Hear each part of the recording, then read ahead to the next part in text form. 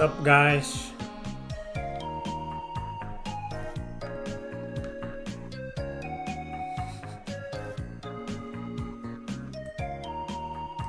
This song.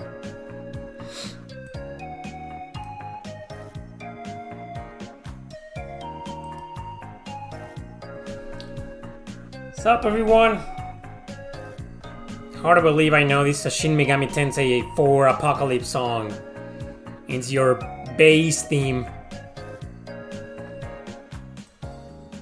I know. It's a fun song, isn't it? The Shopping District. In case you want to look it up, download it and listen to it 10,000 times a day to brighten your day.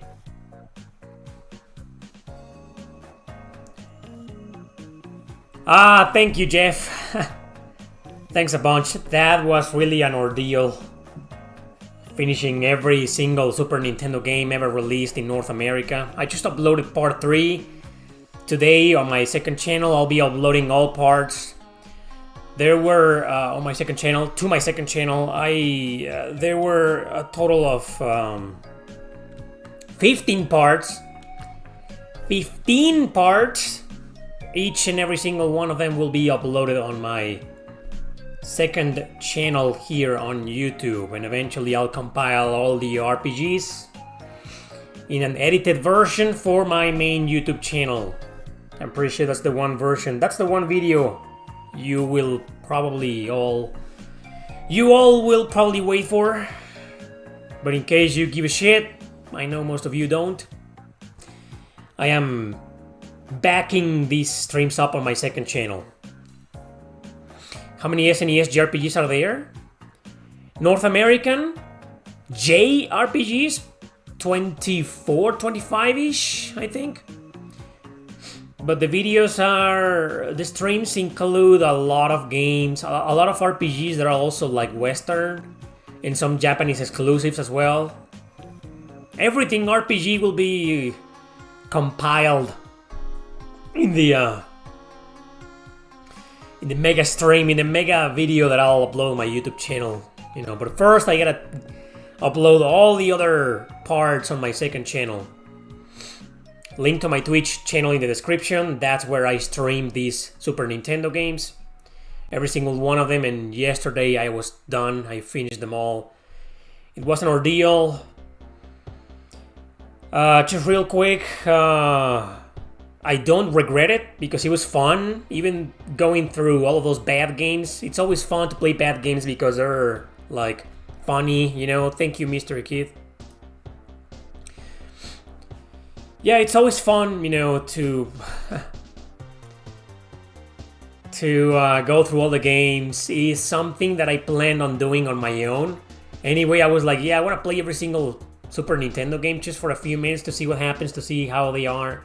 You know, but just I decided to do it live on Twitch. So there you go. But it was something that I would have done on my own nonetheless. And I liked it. I liked the experience. It was funny.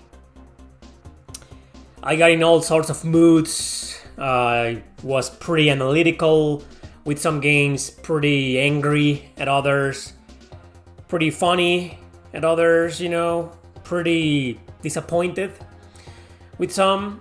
But the one thing that disappointed me the most about the stream, well, the best thing about, let me tell you the best thing and the good and the worst thing about it.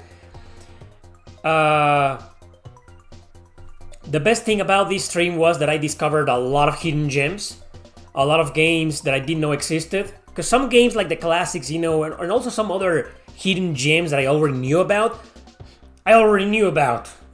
yeah, so. But I also found out about a bunch of hidden gems. This is how you find hidden gems, you know. This is how you find them. Some people have asked me in the past, how do you find all these hidden gems? Well, by doing things like this, you know. By going through libraries, you know, and catalogs and consoles and looking up, you know, and digging through all the shit. That's how you find hidden gems. And that's what I did during these live streams on Twitch. Found a lot of games that are like worth playing, and I definitely want to continue playing. What else? That was the best fucking thing. The worst fucking thing is that I can't believe there's so many goddamn sports games. Like, let alone the bad games, that's fine, you know, every console has a crap ton of shovelware, but I just can't believe there are so many fucking sports games. I'm not kidding, there's like 20 football games, 20 soccer games, 20 baseball games, 20 wrestling games, 20 boxing games, 20 hockey games. Like, why did the Super Nintendo need so fucking many sports games? That was fucked up, man. That's the one part I didn't like. Like, I found out that the Super Nintendo, not only does it have a lot of shovelware like all of other consoles out there, but also so many goddamn sports games. But anyway, I played through every sports games for like 1 minute or not even 30 seconds, some of them. So if you want to watch my streams on most of them are still on my Twitch channel, but so far on my second channel on YouTube, link to both channels in my description here right now. There's only 3 parts, but I will be uploading all of them, all the rest of them, in case you want to watch them, you know. They're long videos, so it will probably take you a while to watch them. You will probably watch them like maybe half an hour one day, the next day another half an hour, and so on, you know, every now and then, just going back to them. That's what I do. When I watch like really long videos or really long streams from other YouTubers, that's what I do. La Pucelle Tactics music right here, right now. Thank you, Newcomb. But anyway, yeah, it was an ordeal. It was an experience. I loved it. I had a lot of fun. I'll definitely do this again with another console next year, not this year. We gotta go back to RPGs. So I'm pretty sure a lot of people wanted to watch me play some RPGs or some games with RPG elements, stuff like that. So, yeah. We gotta go back to that, starting next week. Starting tomorrow, Monday, I'll play Yakuza 0 on Twitch. Finally, I know a lot of you were waiting for that. I'll play Yakuza 0 on my Twitch channel, link in the description. I'll finally play that fucking game. And then we'll start playing some obscure JRPGs from different consoles, okay? That's what's next on my Twitch channel. Some of those SNES games were brutal, and watching your reactions and hatred towards the trash was very funny. That was the whole point, you know. And it serves to vent out the frustration of playing so many bad games. And I tried to be natural, you know. I could have probably reacted more funnily, more, I don't know, angrier, or, you know, but I didn't want to force it. I wanted to get like my natural reactions, because the large majority of those games, that was my first time playing them. So that was like it was important to me to like not force the reaction. So yeah. Anyway, so yeah, link to my Twitch channel in the description, link to my second YouTube channel in the description, where I'll be uploading all of these parts. You're gonna see a crap ton of them. Because I know you people, if you're fans of my second channel, you're probably used to 1-2 videos per week, maybe 3, you know, maybe the occasional, the clip, the versus episode, the Q and the stream, you know, but right now you're gonna get a crap ton of, like, the Super Nintendo streams.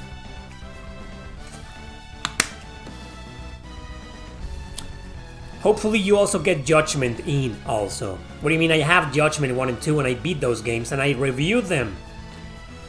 I reviewed Judgment in 5 RPGs I need to talk about video, even though those games are not really RPGs, but I like, when the hell was I going to talk about them, right? And then I reviewed the sequel in the next episode. And then I reviewed them together in a top 10 I did this year called 10 PS4, PS5 JRPGs I strongly recommend. Those games were there in like second place, I believe, third or second place. Yeah. Judgment is an excellent game, and so is its sequel, but the first one is a little bit better. You finished Yakuza 0 a few months ago. I'll love it. Yeah, everybody says it's like one of the best Yakuza games. Leaving out the RPGs, if we focus on the Kazuma Kiryu games, which are like 6, 7, or 8 games or so, 6 mainline games and a couple of spin-offs, right? People always say that 0 is like the best one. Is it? I don't know, this is gonna be my second Yakuza game from the, not the RPGs. I already played through Like a Dragon and Like a Dragon Infinite Wealth. I already beat them. Great fucking games. But the older 6 Yakuza games, I've only played Kiwami, the remake of the first one. Well, I did play the original on the PS2 a long time ago, but I never beat it, and I only played it for like 1 hour, probably less, and I didn't like it, you know, but that was like 20 years ago. Probably less, 15 years ago-ish. Yeah. That was Golden Sun music, I believe. Anyway, Earthbound is a hidden gem? I don't think it's a hidden gem, dude. Have you been living under a rock all these years? That's like an extremely popular classic Super Nintendo game. Everybody knows it, man. No one's gonna agree with that. Earthbound, a hidden gem? What's next? Chrono Trigger, a hidden gem? Final Fantasy, Super Mario, hidden gem? Come on, man. The hell? Are you thinking about playing Mario and Luigi brother? No. Yeah, I don't have a lot of interest. I did promise that one of these days I'll stream Mario and Luigi Superstar Saga, because if I'm gonna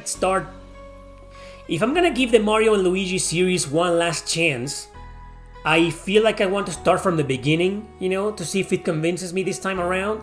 And if I can get into it, then eventually, you know, I'll crawl my way up to the Brotherhood, to the latest title.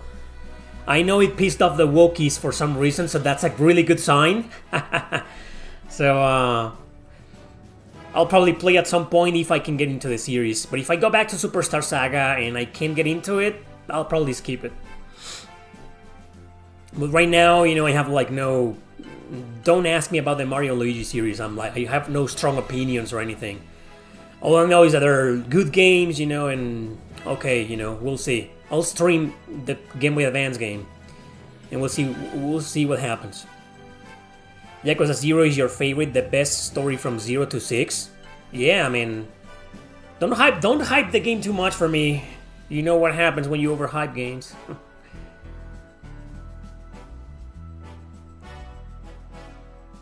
I don't like Earthbound, Red Miller, but I did, again, just like Mario and Luigi, I did promise to give Earthbound a final chance. I given the game 2 chances and couldn't get into it, but I'll give it one final chance, probably live, you know.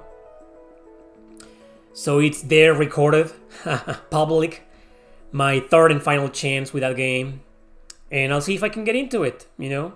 But yeah, I played it before and just not for me, man. Is it necessary to buy the DS Lite if you already have the 3DS? No. Unless you're a collector, I guess. Unless you want to collect like consoles and shit. There's just no point in buying a DS Lite. What's the point? The DS Lite can only... The only Nintendo DS console that can read and play Game Boy Advance games is the first one. The DS Lite... Wait, no. I think the DS Lite also had like a slot below it, and you could play Game Boy Advance games. It was the next one.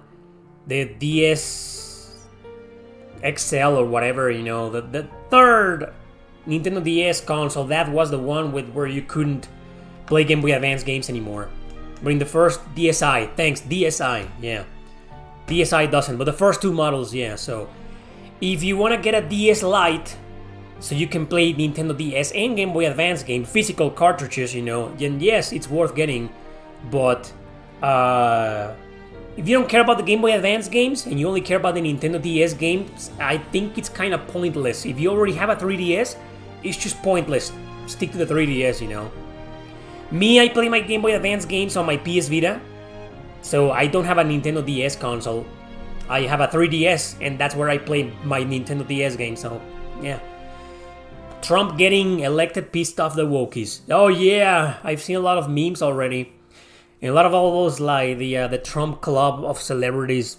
Those fucking guys, the Matt Walsh, Shapiro. I don't really watch their videos, but I've seen, like, their thumbnails. Like, you know, left tears galore, or stuff like that. That was fucking funny.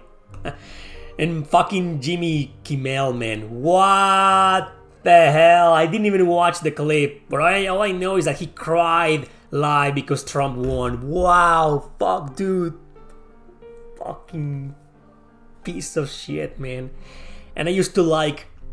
I don't like that guy, To be honest, I always felt, even long before I knew he was a leaptard many years ago, I used to think that there was something off about him, that he was kind of a poser. You know, I never liked that guy. But I did like his fictional feud with Matt Damon. Some of the clips, you know, are like really fucking funny. I went through all of them years ago. But yeah, like whenever there's even some of my favorite celebrities, you know, actors or musicians, whenever they are on those fucking talk shows, I don't watch them. They're like, oh my god, it's just these fucking losers, man. No, these assholes don't hold a candle to Conan O'Brien. Conan O'Brien is the best one. Even Letterman I still have some respect for. But these fuckers, Jimmy Fallon, Jimmy Kimmel, Stephen Colbert, like what the fuck those guys, man. Like I say, even before I knew they were fucking leaptards, you know, I was like, no, there's just, these guys are fucking posers, man. Yeah, Jay Leno was okay. Yeah, but Jimmy Kimmel, I mean, you didn't see Stephen Colbert or this fucking Jimmy Fallon or those guys do something, you know. They were like, okay, I hate Trump, but he won, fuck it, you know, we're fucked. That's it, you know, but appearing on screen and crying, Jesus Christ, man, fucking loser, man. Anyway, we'll see what Trump does in his government. I will pay more attention to his government, you know, because presidents are just like the voice of their entire office and government. You know, many people run a government, many people run a country, you know, so it's more like it's up to them. And from what I can tell in the US, the Senate is like pretty divided. A crap ton of fucking Democrats won.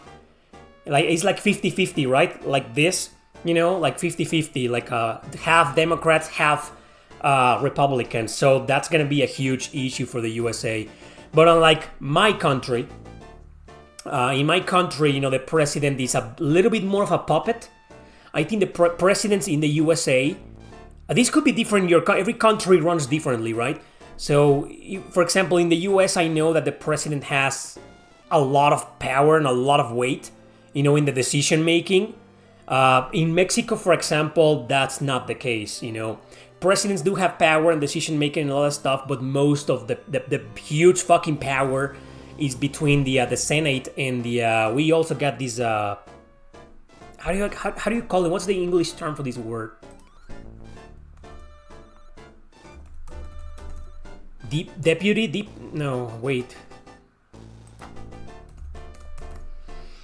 Deputy? Well, I don't know what's the word in English, the political term in English for this, but let's just call them delegate, thanks. Delegate or deputy, that's the translation, you know? So in here, for example, in Mexico, I mean, that's what really fucking matters, you know, the Senate, the senators, and the delegates or deputies, whatever you want to call them, you know. That's what really fucking matters here. But I think like the president is like the most important person in the U.S. government. But here, you know, the president is important, but the other guys. However, you know, because in Mexico there's a crap ton of corruption, like way more than in the U.S. Believe me, there's a lot of corruption in there. But here is like ultra corrupted. You know, the mafia always wins no matter what. The cartels always win no matter what. And so our president is like a fucking lefty piece of shit. Unfortunately, so we'll see what happens. Congress, basically, yeah. Thanks. In a nutshell, yeah. So I don't trust politicians. You know, that's always been my motto. I never trust a politician. So I don't exactly trust Trump, but I'm happy that fucking Kamala Harris didn't win. That gave me a lot of peace of mind. And this guy promised just a few days ago that he's gonna fight censorship and he's gonna fight the abuse and oppression the corporations have done in schools and in the media, social media. So we'll see what happens, you know. We'll see what happens, you know. I just, I don't feel comfortable giving the benefit of the doubt to a politician because not a single one has ever delivered most of the promises they make. They make a lot of promises when they're campaigning, and then when they win the presidency, they keep, screaming those promises to the public, but we've seen it many. If you're my age, if you're young, if you're like 20 years old, you're not gonna understand this. But when you get to my age, when you've lived through several presidencies and several elections and stuff like that, you learn. You learn the hard way that 9 out of 10 promises presidents make are never fulfilled. Or they are twisted along their way, their terms, So, is Trump winning a good thing? I don't know. I think I can say, I don't know if it's a good thing, but I can tell you this. Harris losing is a great fucking thing. Because she was only going to, increase the oppression and the goodbye free speech. Welcome censorship, full censorship. That was gonna be fucking Harris, man. But Trump seems to be super against censorship and super in favor of free speech. So, as a YouTuber, what I would like to see is Trump stomp on YouTube and see what happens. So I can get back to my regular numbers, I don't need my videos to go viral. A lot of them used to go viral, 100 and something thousand views, 200. I don't need that. That's okay, but I'm sick of seeing these 10,000 views or these 3,000 views or these come on. This website fucking destroyed me. Just because I expressed myself, just because I criticized several political bullshit out there. Just because of that. They don't fucking like me. So okay, I broke the rules, the legal rules. So unfortunately, have every fucking right to destroy my channel and to sink my reputation, right? But now that Trump has won, let's see what he's gonna do about YouTube and the extremely oppressive mentality they have. You open your mouth and you offended all of them already. So let's see what he does about that. So yeah, okay, I'm gonna give Trump and his office and his government, the benefit of the doubt. But I'm not gonna have any respect for him or anybody else in the office until they fulfill their promises. If they do, okay, I'll admit it. I'll say, yeah, Trump winning was a great thing for the US. But however, you guys live in the US, lucky you, congratulations. Me and everybody else living in a fucking extreme left country, we're fucked. I don't know, Trump can do a lot about that though. So yeah, good for you, gringos. We Mexicans are fucked in the ass for 6 fucking years. So sorry if I'm not really in a mood for celebrating. If I was living in the US, maybe I will celebrate. Maybe I will be fucking happy, But no, I live here and we're fucked, so yeah. Moving on with your questions.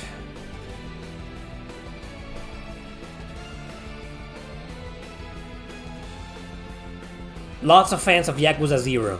We'll see what happens.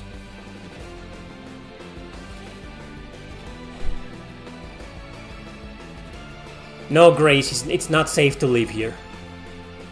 My brother just got robbed. Somebody, he's fucking,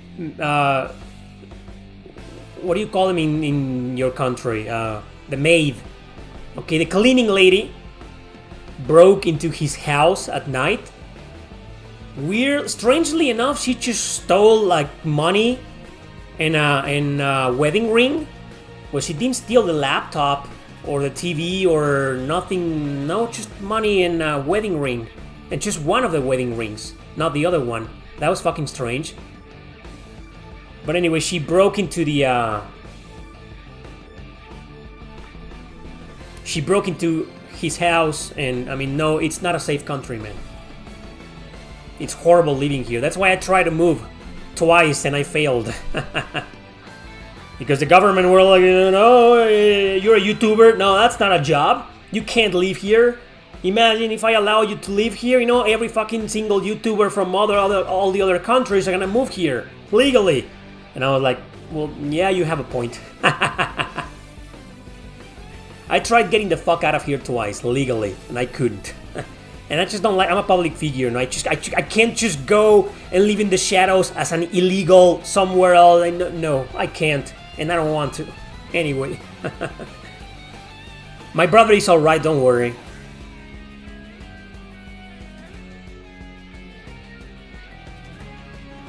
I'm more worried about you people in the US. These fucking wokies, they're gonna start rioting, man. Like, sure, Mexico is a violent country, but right now, dude, I wish you the best of luck. Take care out there. Especially if you live in, like, in the blue states, like California, Washington, you know, Oregon, you know, Chicago. Take care, guys. New York.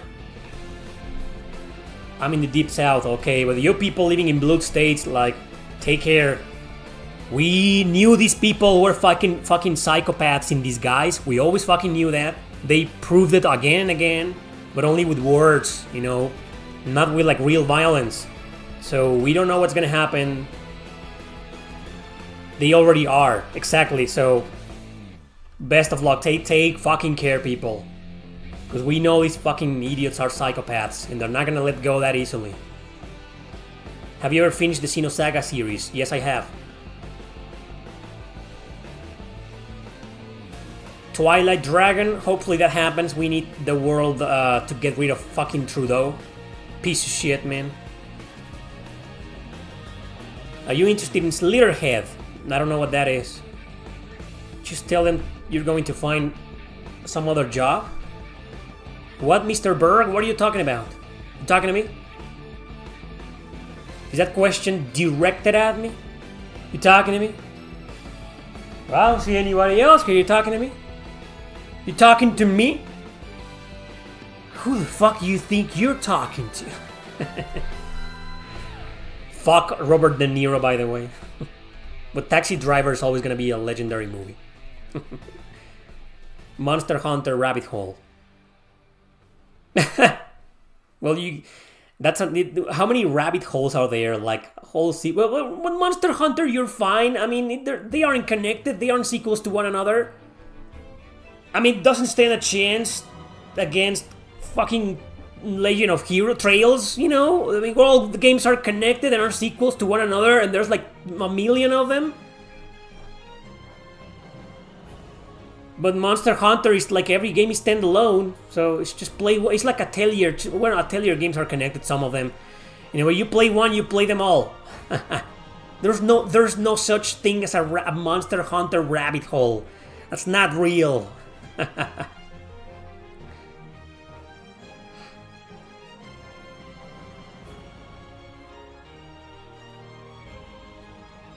No, that was Robert De Niro. Mystery Kid. Taxi Driver was Robert De Niro. Yeah. You retracted your message. He noticed.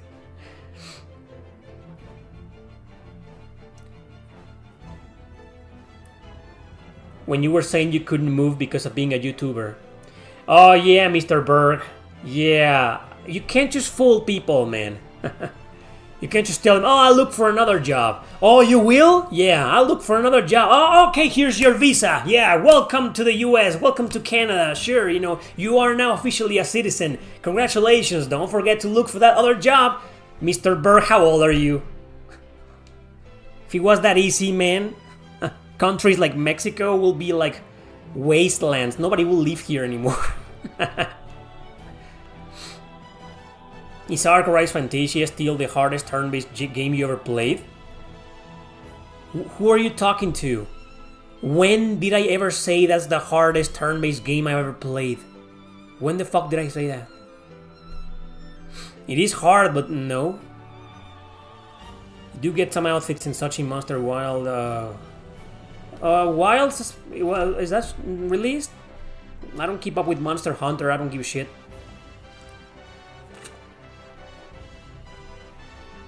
Yeah, you're probably confusing me with someone else, man. Rusty. Like the hardest turn-based JRPG I've ever... well, played or finished? Played? Probably... I don't know.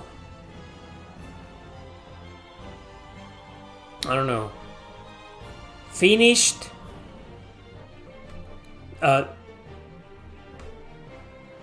Shin Megami Tensei Nocturne?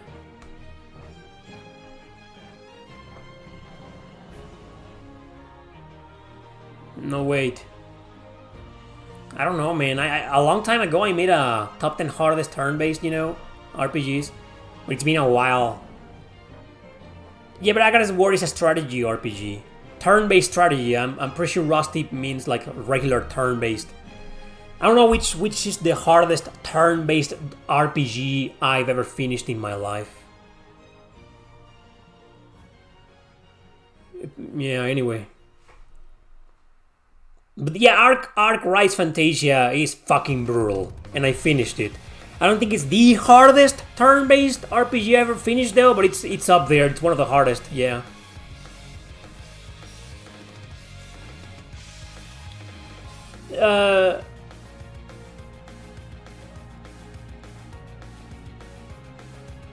Hardest strategy RPG is Devil Survivor? No, man. Well, it is one of the hardest I've finished. But like Nights in the Nightmare, Natural Doctrine, those games are fucking ridiculous. No, Devil Survivor doesn't even come close, man. But those games are bad. Devil Survivor is fucking great, right? Wilds is next main line, coming in February. Cool. Have you ever noticed that out of all the video game franchises, Final Fantasy is the one that appeals to women the most? Probably because it's the most popular. I don't think it's got anything to do with politics or gender or whatever, It's simply because it's just the most popular. That's like, come on, man.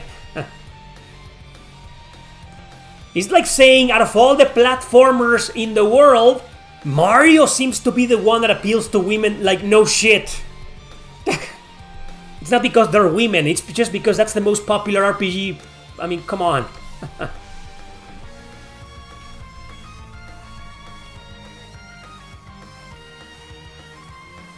Huh?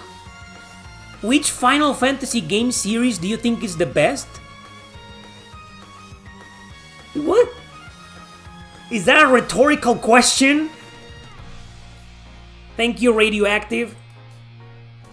He says with Switch 2 confirmed. We don't have the name, but yeah, they did announce recently. I noticed this week that the next Nintendo console will be retro compatible. In case you guys didn't know. Anyway, with Switch confirmed to have backwards compatibility, what are some Switch 1 games you would like to see get 60 frames per... Oh, there's fucking Xenoblade games, man. Please. Please! Well, you know what? I probably never played through them again. Maybe just 3. Xenoblade Chronicles 3. Yeah, Xenoblade Chronicles 3, 60 frames per second. Ah, oh, please. Shin Megami Tensei 5, but... I don't know. Xenoblade Chronicles 3 more than anything. Fucking Ys 9, Ys 8. But I'd rather play them on PlayStation, so... I'd rather play most games on PlayStation, so... I'm just gonna have to stick with the exclusive, the Xenoblade Chronicles games, man. Yeah, Definitive Edition is in 60 frames per second, but I don't think Xenoblade Chronicles 2 and 3 are on 60 frames per second, are they? I don't think so. Forget about 60 fraps, man. I want them on 1080p. I don't want them on fucking 720p anymore. Come on. 3 is at 60 fraps? I knew about the first one. I didn't know about 3. How about this? My answer is this. I want them to run at a stable 60 fraps, but I don't... Give me resolution. Give me resolution, Nintendo. If stick your fraps up your ass. Give me 1080p. I haven't finished Ys 10, but my first impressions of the demo can be found on my second channel. Link to my second channel in the description. Stellar Blade should have been the game most appealing to women. Sure.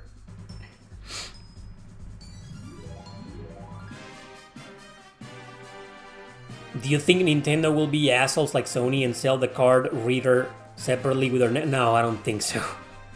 I don't think they're gonna do that. Nintendo has done some fucking stupid things in the past, but never something that fucking evil. Do you think Shin Megami Tensei 5 is a good game to get into SMT? Well, depends. Remember, SMT 5 is a really fucking difficult game. That's also one of the hardest turn-based RPGs I finished. And I finished it on easy, because goddamn, I wasn't gonna put up with all the fucking grinding. A better entry will probably be... Well, all fucking SMT games are brutal, so yeah, yes, that's a good entry to get into. Nintendo doesn't care what fans want. They will sell you an alarm clock and call it a day. No companies do nowadays. They don't give a shit. Companies don't care about what gamers want. Companies only care about what the 0.00001% of the population care about. Why do a lot of people dislike the doll-like character designs from games like The Dead or Alive or series or Stellar Blade? What are you talking about? Doll-like? Doll-like? What do you mean? What's that?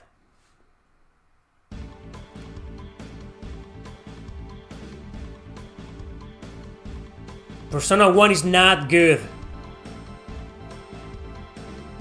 Not a good game.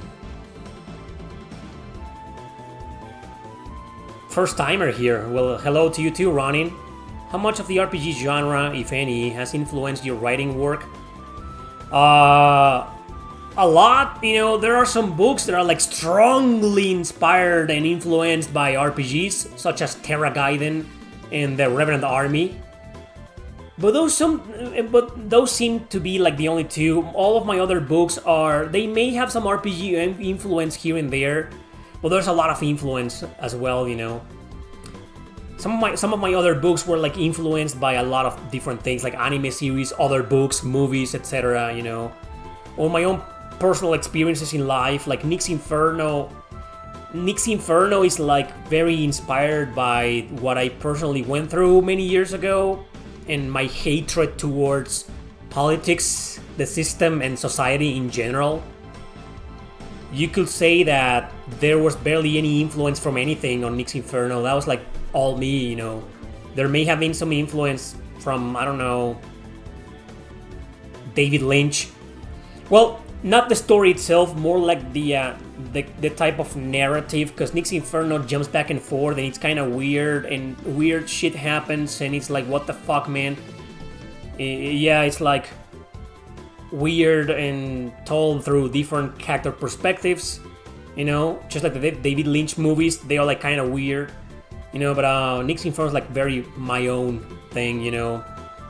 The Reaper's Thorn was very influenced by my time when I was living in England, and I got into a lot of the 19th century and the horror stuff, because initially the Reaper's Thorn was only going to be a short story, and I was going to send it to publishers, you know, but it turned out to be a whole novel, you know. I was also pretty influenced by Anne Rice's books, Interview with the Vampire Chronicles trilogy, you know. But anyway, so I have an upcoming book. I'm gonna start writing the book this year, and I'll probably publish it next year. That's gonna be RPG influence as well. But, you know, Terra Gaiden and the Revenant Army are more influenced by series such as Suikoden, Fire Emblem, you know, and this new upcoming one is gonna be more influenced by like regular RPGs, you know, like turn-based RPGs. Well, not like a gazillion characters, you know, like in Fire Emblem or Suikoden. Here is gonna be like a reduced party, and I'm gonna focus all the character development on that small party. So that's what I'm planning to do. And get ready, it's gonna be like super fucking anti-system and anti-politics, and I'm gonna make a world where it's medieval, but like modern politics exist. The fucking gender pronouns bullshit, you know, stuff like that, and you know, I'm gonna fucking criticize the shit out of that and attack that, all that shit, you know, all the oppression and communism and all of that. Yeah, it's gonna be a great fucking book. Next year, people. But anyway, to answer your question, yeah, there's not a lot of RPG influence in most of my books, but if you want to see, Terra Gaiden and the Revenant Army are basically RPG influenced books. Thank you, JA. Haven't seen you in a while. East 10 Nordics is pretty good so far. A little too much yapping though. Well, I feel like a lot of the more modern RPGs get, the more yapping. Like, I don't get it. Aren't there like a crap ton of people complaining all the time, constantly about that? And still, like, companies don't give a shit. They keep adding more and more story. Sure, RPGs are story driven. But why will we don't need that much dialogue, man. I agree with you, man. I only played the demo, which is like 6 hours long, the demo. And I did notice like about more than half of that was just dialogue. And I was like, it's a fucking ease game, man. It's just, Modern games prioritize cinematics and voice acting instead of the gameplay. No shit, that's true. I mean, come on. Well, you know what my biggest fucking gripe with modern games is, right? Well, my second biggest gripe. My biggest gripe is fucking politics and agendas. But my second biggest gripe is fucking tutorials, man. Ever since the PS3 era, even some PS2, since the middle of the PS2 era until today, it's like it's been 20 years and developers still don't know. Stop treating us like fucking idiots. We don't need a tutorial on how to move the character. We don't need a tutorial on how to attack. Let me figure out those things by myself. Give me a tutorial on the convoluted equipment system, or the fucking acrobatic movement that I'll need 3 buttons to pull off. That's fine. But like, press square to attack. And they make it in the most annoying way possible. Like, dude. But anyway, I've ranted about tutorials. There's clips on my second channel about that. I fucking hate that. It's just, dude. But anyway, yeah. Coming back to the story, I made an entire video about that on this channel. It's called that. Do modern JRPGs have too much dialogue? And it's true. And they keep getting worse. When it comes to tutorials and dialogue and cinematics and shit, they just keep getting worse. We don't need that much story. We didn't pay to read a visual novel, man. Speaking about that, we're coincidentally listening to some Trails music. Like these fucking games, man. It's like, shut up, man. It's like we're going, this fucking character, right? This character says, hey, we're gonna go to that mountain, to the top of it. And this other character said, this fucking character says, oh, okay, sure. But, we're gonna have to go all the way around, right?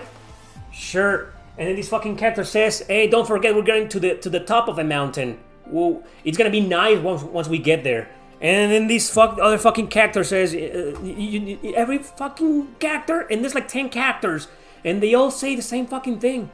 I only need Rin to say, we're going to the top of the mountain. That's all I need. Let's go. When they're going, I still love the Trail series. And, I'm a fucking diehard, but because of when the conversations are like really serious, dramatic, political, and that's where I need a lot of dialogue. That's a really intense scene, a la Xenogears, Xenosaga, Chrono Cross, those fucking plot twists. Okay, give me a lot of story because I'm like, oh, what's happening next? Keep talking, what the fuck? Oh, this is awesome, right? But when they're like, in fucking, like, sharing their opinions on whatever, no. You liked my Berseria podcast. I should have mentioned that. Thanks, JA, again. One thing about the Tales of Berseria that I didn't mention is that exactly what we're talking about. How could I forget about that? I should have complained about that in the Berseria podcast. The dialogue. Do you walk 3 fucking seconds? You're running with Velvet. You get into a battle. You run and cutscene. And it's a cutscene about the bugs. Fucking Laffy found, and then he starts nerding out, and then Aizen and Rokuro pitch in. They start talking about the box, and they're oh yeah, this is a beetle, whatever. No, that's a stag beetle. No, that's a rhinoceros beetle. Oh, okay, thanks. It's over, and then you keep walking, get into maybe 2 more battles, and then another cutscene. And it's like Magilu having a problem with Bienfo because he did like, thank you for the comedy, it's funny, but come on, shut the fuck up. We don't need these many scenes. Tales of Arise was the same, man. Like over and over, says Theria, over and over, fucking shut the fuck up. Right. So yeah, anyway, that was a good question for a topic. Modern JRPGs do have a lot of dialogue and a lot of fucking unnecessary tutorials. Berseria is still great. I mean, these games are still worth playing. Don't stop them, man. I mean, you can skip the scenes. Imagine if you couldn't. Imagine if all you could do is like click the X button to advance to the next dialogue. Again and again and again. At least modern JRPGs have the decency to let you like fast forward the dialogue. You know, Uta Wareru Mono, those are basically visual novel RPGs. Death and Request, the first one, no, you don't have to read it all. You just skip through it. You will probably miss some important information, but you can fast forward, you know. Don't stop Berseria, play it, finish it, it's fucking great. But yeah. Those are my thoughts. I haven't changed my mind since the videos I made some years ago, you know, bitching about too much dialogue and too many fucking unnecessary tutorials. I still think the same. Which is more important to games, design or frame rate? Depends, you know, for example, in turn-based RPGs, strategy RPGs, puzzle games, you know, I think design is way more important. But there's action games to consider. And I think the frame rate is very important in those because you may lose the battle if it's lagging. If the frames drop, you're like ta ta ta ta ta ta ta ta ta ta ta ta ta. And then you get hit, right? You don't want that. So frame rate is the more action oriented your game is, the better the frame rate you need, you know. But in like regular games, I think frame rate is very important in everything, right? But it may not be that relevant. For example, in a turn-based RPGs, okay, maybe when you select your commands, you're not gonna get any frame rate, probably. So then you select your commands, you develop your strategies, and then when the character performs the attack animation, okay, you may get some frame drops in there, and that's annoying, but it didn't fuck you over, right? Unless it's like a timed attack, like Super Mario RPG, Legend of Dragoon, you know, like Grand Legacy. Those games where you do need like to click the button at the right. Imagine if the frame rate fucking out where you're about to hit and you need to click the button, but because of the bad frame rate, you missed. So the more action-oriented your game is, you know, that you need a better frame rate, you know. But I think design is more important. But frame rate is part of the design, I think, you know. So yeah. Do I like the Trails series? Asks RLD. I don't know what that is, man. Never heard of that. What are they, like a bunch of hentai visual novels? Trails? Are they like the trails from Oregon or whatever? What's that? Trails? I've never heard about that in my life, man. Tell me more about that. What kind of series is it? Oh, The Legend of Heroes. Oh, no. Never heard about that. The Legend of Heroes. I played some Super Nintendo fighting games called World Heroes. 2 of them, I had high expectations for them, and they were kind of mediocre. They weren't bad, but they were kind of bad. Are all those fighting games like Legend of Heroes? Are those like fighting games? Oregon Trail? Trails from Oregon. Oh, okay. Interesting. Yeah. Some obscure RPGs no one knows about. Awesome. There are RPGs. Oh, gotcha. Trails. Okay. I'll look them up. Xenosaga 3 had a 1-hour cutscene. It was so long you had to save right in the middle of it. Don't remember that, but I beat that game a long time ago. Legend of Heroes Trails Through Daybreak is the latest arc. Ooh, that's a long ass name, man. I usually stay away from games with long names. I'm probably not gonna like that. Trails of Cold Steel, turn-based. Never heard of them. Thank you for bringing those games to my attention, but they sound like ass, man. I don't think I wanna. No. Are the dot hack games worth playing? The GU trilogy is very worth playing. The first 4, yeah, sure they are. Just try to keep up with the boring battle mechanics. The battle system in the original 4 hack games didn't age very well. It's kind of like meh, you know. But yeah, they're still worth playing, you know. Just try to be patient with them. Don't play GU first, because if you do that, if you play GU first and then go back to the original game, you're gonna be like, In your opinion, why is Xbox declining? The same reason why every other company is declining. Agendas, trying to please the super, very, extremely small minorities, not caring about the players, not caring about quality assurance. We've talked about this before, man.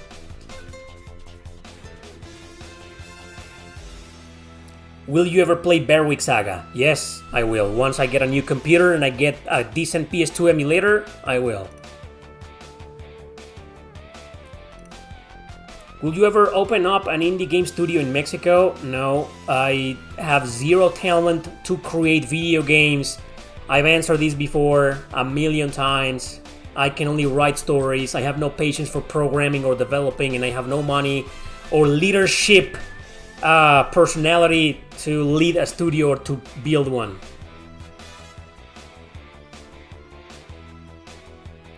Have you heard about the... Well, okay, if the battle system in GU bored you, imagine in the first 4 games. Cry On? Never heard about that. There's a game called Cry On. Is that a like super woke left modern game up to be released because Trump won?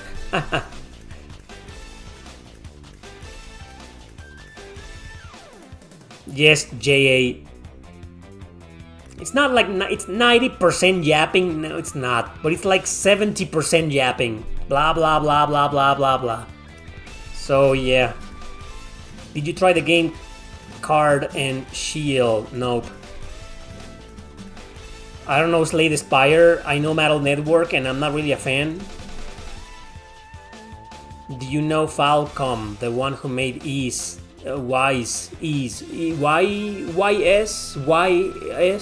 Never heard of a Falcom. Is that a guy? It's like an indie developer? Falcom? Is? What's that? There's something called YS? Or is that an abbreviation of something? Anyway, why do you think they chose to remaster Gracious F? I already talked about that. In my opinion, it was a mistake.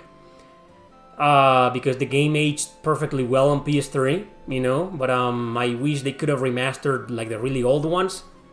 Or the ones that never left Japan, for example. Rebirth, Destiny 2, the real Destiny 2. The Fantasia sequel, you know? Instead, they chose relatively modern Tales to remaster. Well, we already talked about that, Morbid. Have you ever made a gaming RPG? No, I tried, I couldn't. Since you are a fan of Fire Emblem series and strategy RPGs, did you play the Advanced Wars games? Yes, I did, I couldn't get into them. I've explained before why I couldn't get into them. The reason is because I don't really care about the units I'm controlling, since they're like generic units that never talk. They're just soldiers and tanks and machines, and they all look the same. It's like, I don't give a shit. Right, so I couldn't get into Advance Wars. You know, they're good though. I don't think they're bad. But I just couldn't invest. I don't know. No. Not a fan. But great fucking games, you know. Nothing against them, I respect them. Cry On, The Orange Man Reborn. What? The Orange Man? Well, I don't know what the fuck that is. A cancelled JRPG for the Xbox 360 by Hironobu Sakaguchi. Wow, I didn't know that. That's fucking interesting. What? Do you have a wife or a girlfriend or kids? None. I'm alone. No wife or girlfriend. I really want one. Been wanting one for years, but unfortunately most women are fucking woke. Or, you know, forget about that, you know, I have bad luck. Most of the women that I meet are like, we have zero things in common, or they're like too fucking young, or like they're already in a relationship. You know, it's like I have the worst fucking luck, man. And sometimes people are like, you know, oh, you want a dream perfect girl. No. That would be fucking boring, you know? A perfect dream girl? It will be like fun for a day. I want a flawed girl, you know, just like me. I want a fucking human being. Someone I can fight with and argue with. No, I'm serious. I'm almost 40, man. I don't just want a wife. I need a wife.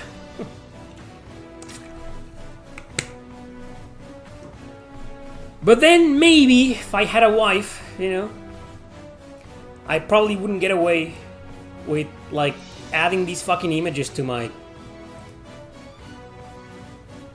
streams on Twitch.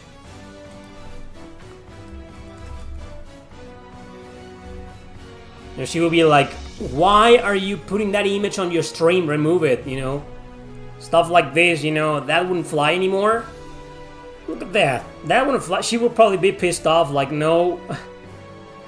How would you feel if I would be adding like super sexualized pictures of Rin Schwarzer, you know, or Cloud Strife? I wouldn't give a shit. But women care when we do this for some reason. Look at that. I'll be like, no, that wouldn't fly anymore. Like, I get it. Fine. Yeah, stuff like this wouldn't fly anymore. Look at this. Say goodbye to this, you know, Eric. Say goodbye to your waifus, because you only need one wife and that's me. This fucking, no, remove them. Oh, come on. Come on. Should I leave them there? I'm gonna leave them there. So people can join. They're gonna click on the link and join the stream and they're gonna watch this. That's Zelda. That's right. There are videos in YouTube why single men prefer not to marry and have kids. I'm the other way around. I want to marry, but I don't want any kids. Because I don't want my kids to grow up being sexually confused in the wrong body and fucking horseshit like that, you know? No thanks. Was there any canceled JRPGs that broke your heart? I don't know. No. I can tell you about several JRPGs that have been released in the past that stayed in Japan. They were released, but the localization was cancelled at some point. Dude, I can mention a million of those, right? But a JRPG cancelled worldwide that broke my heart, like it wasn't even released in Japan. I can't think of one, to be honest. Yeah, but Mother 3 was released. Yeah, if we're gonna talk about games that never left Japan, dude, I just made a video about that. Most of you didn't watch it though. Didn't get over the evil algorithm and the shadow ban from YouTube. But it's there. I made a top 10 fan translated JRPGs. You can find it in this channel. Please watch it. It's worth watching. Very fucking good games. A great fucking list. The best of the best I've played. Why would you date a girl with a kid, man? Respect yourself. Well, that's... I mean...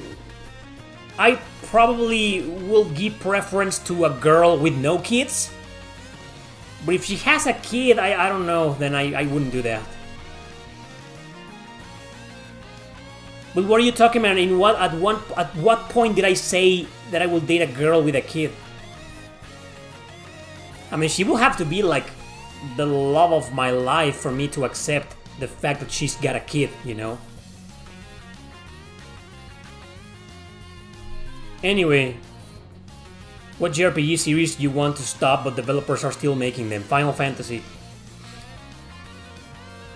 Vaughn? What about Vaughn? Where you what? Vaughn? What's yours on Phantom Brave? Are you trying to ask, like, what's my opinion on Phantom Brave? I didn't like it. I played the PSP, I played the game on PSP, on the Wii, and on Switch. Couldn't get into it. I hate the fact that Like, gotta like put summon your party members in an object, and they're only there for like few turns. And I don't know, I couldn't get into Phantom Brave. It's a good game.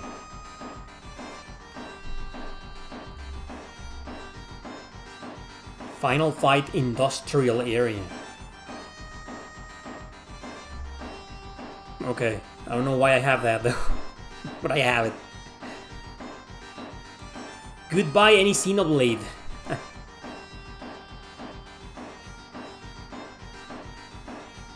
There are a lot of gamer girls, but most of them are fucking woke, or they're already taken.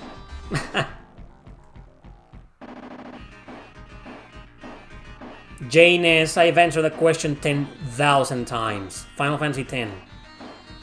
12 was still fucking great, but that's not really what I will call Final Fantasy. And I'm a big fan of it. And I'm a big defender of Final Fantasy 12. Which game company is the worst when it comes to pushing agendas? Well, probably Disney?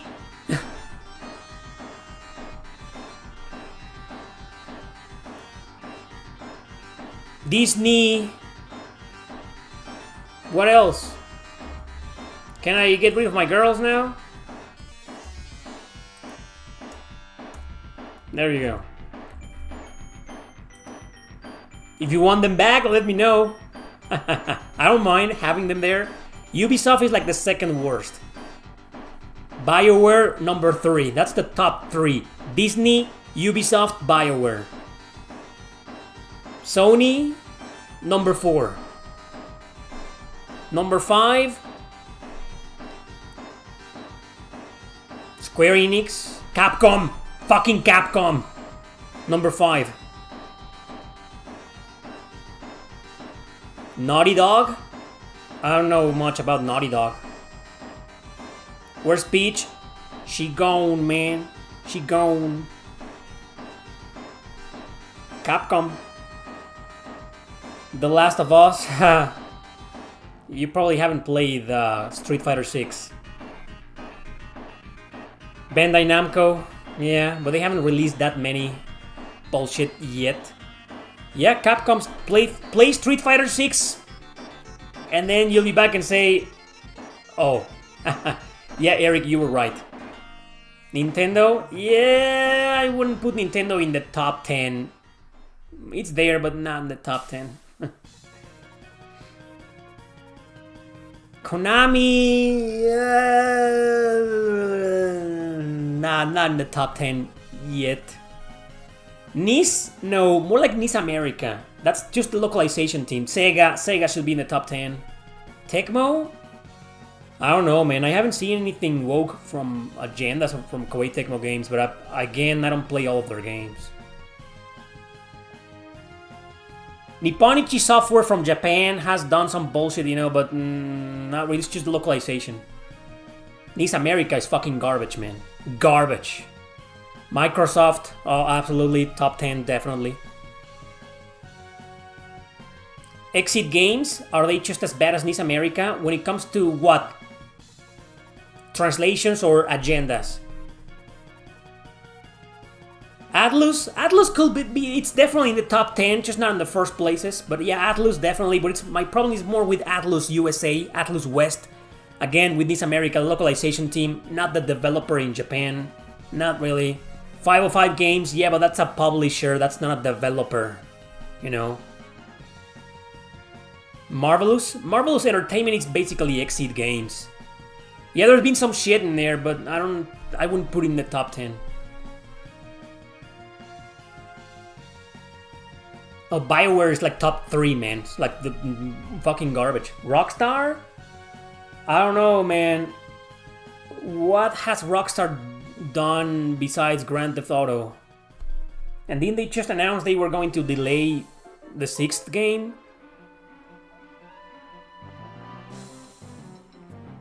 The top 10 we need is USA-based studios.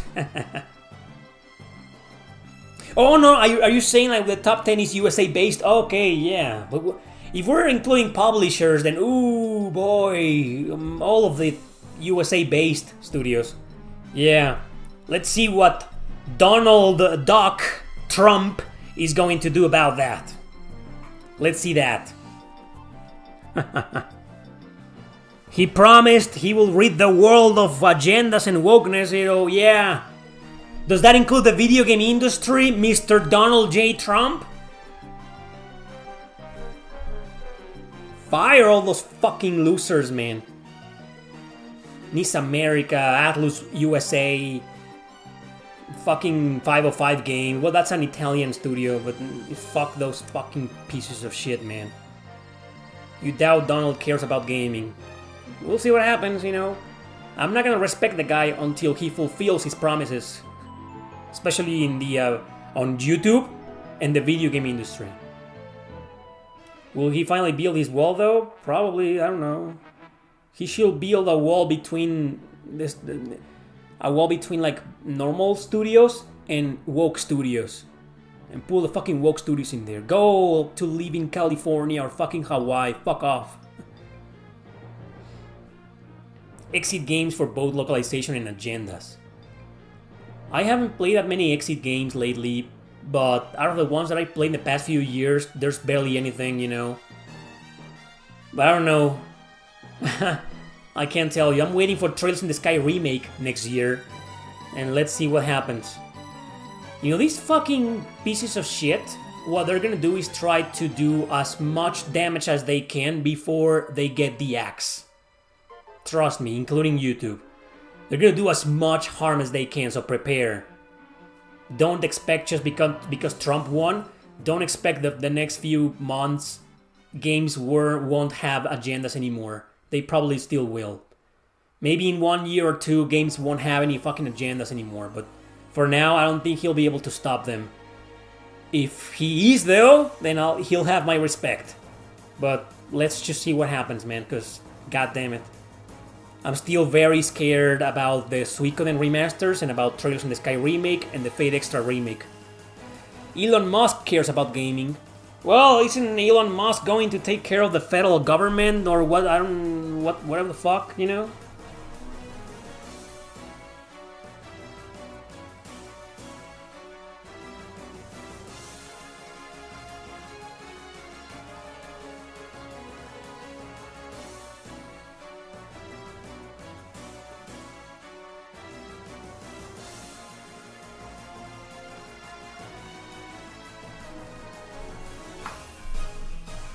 I'm not that worried about the Lunar remasters because that's gung-ho and they are known for altering things, but their Lunar remasters are based on a localization that was fucking trash in the 90s anyway. Exactly. I was fucking working designs ruined them anyway. With no agendas, at least. No communist agendas. I don't care much about GTA. I couldn't give two fucks about it either. It will take 4 years or more to fix gaming. Oh, come on, don't be that pessimistic, man. It's gotta take less. Xenoblade 4 or Xenoblade X2? Xenoblade 4. With no agendas.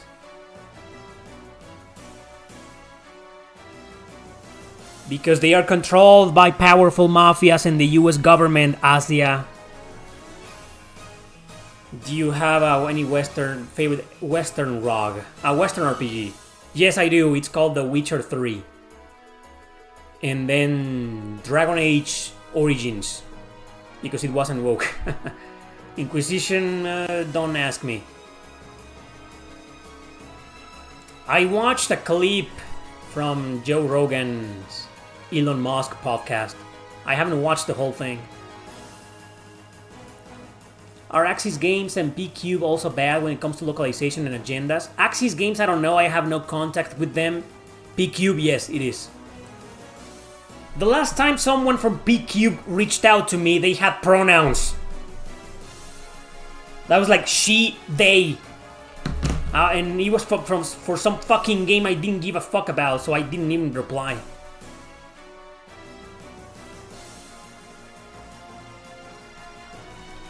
I don't think we'll see Xenoblade Chronicles 4 on the Switch. It's probably gonna be on the next console, next Nintendo console, I'm pretty sure.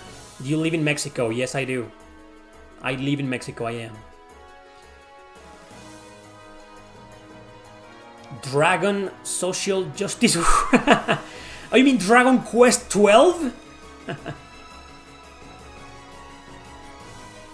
Xenoblade Chronicles 3, the main character, we got two, a guy and a girl. We got Noah, and the girl, I forget her name. Mia. Was it Mia? No, yeah, it was Mia. Nia. Thanks, Nia. Mio? Wait, no, Nia is from Xenoblade 2? Was it Mio? It's Mio, right? It's Mio. Is there a versus episode today? There's always a versus episode. Mio. There you go. The first Xenoblade is the best. I think 3 is the best.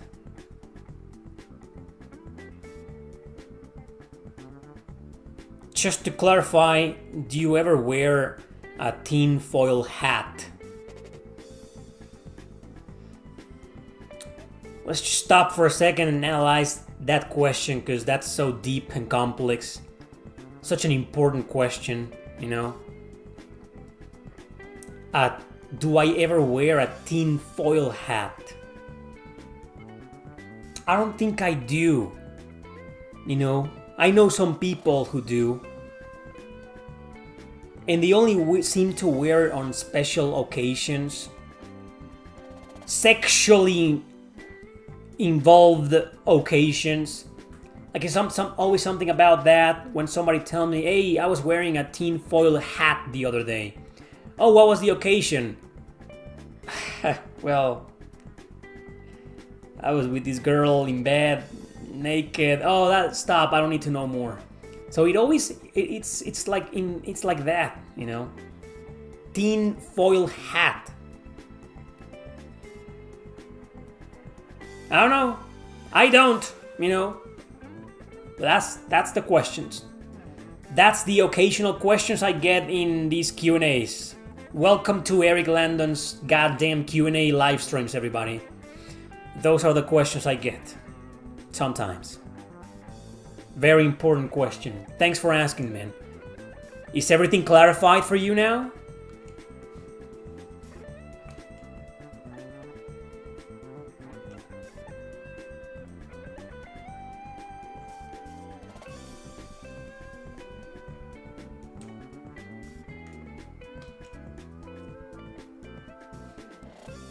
You're welcome. Do you have any conspiracy theories you believe in? Yeah. The only one I believe in is that... Well, no, I don't.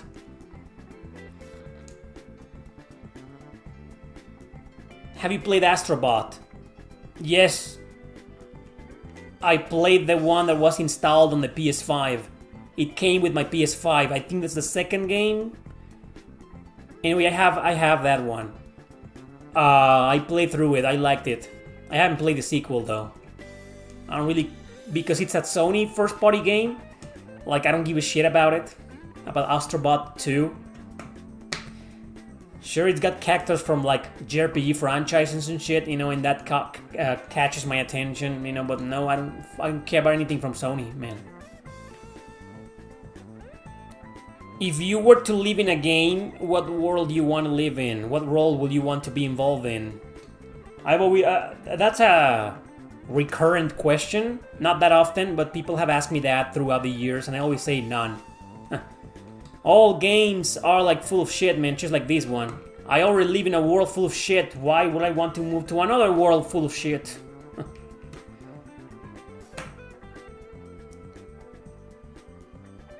Do you play demos before buying games? Sometimes, yes.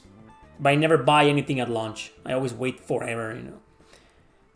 Yeah, I mean, I played the Stellar Blade demo, and I know for a fact I'm gonna buy the fucking game when I can. So, once the price is reasonable, it's still friggin' 60 something. Damn, man. Goddamn.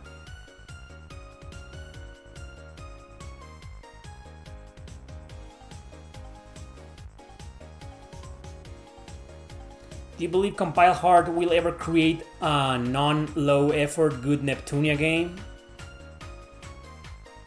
I don't like Neptunia games, so I couldn't. You're asking the wrong person.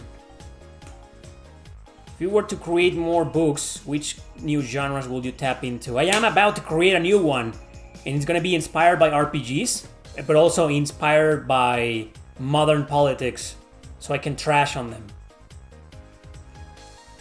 I don't think the price will ever drop at this point. I'm waiting for Stellar Blade to be released on PC. That will make the price of the physical PS5 version drop, and then I'll get it. But I'm not paying more than like $30 for it.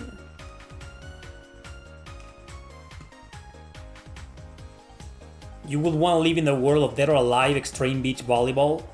I couldn't live in that world, because my skin can't handle the sun from like beaches. I don't go to the beach.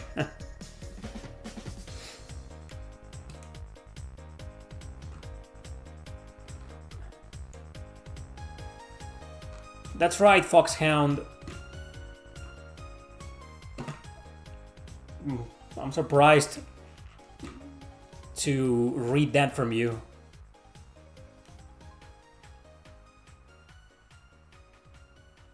What, Noah being Soray?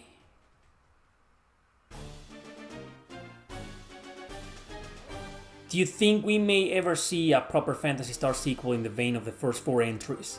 No, because Sega doesn't seem to care about that franchise anymore. I think what's most likely to happen is that we'll get a new Phantasy Star game that's gonna be gacha, a la Genshin Impact. Something like that. Pretty sure. But like a turn-based RPG in the same style as the Genesis? No, I don't think so. Thanks again, JA. Versus episode today will be Evergrace versus Persona 1. I think everybody's gonna vote Persona 1. No one's gonna pick Evergrace. I mean, they're both bad games, but no one knows Evergrace. Sense of Destruction is a great fucking game, but it's very fucking difficulty spikes, man. Black Friday. I'm waiting for Black Friday. Oh, next week is, for us in Mexico, is the good weekend. I'll see what I can get my hands on. We'll see what happens. What is your opinion on Mexican developed games? I don't think I've played a single one of those.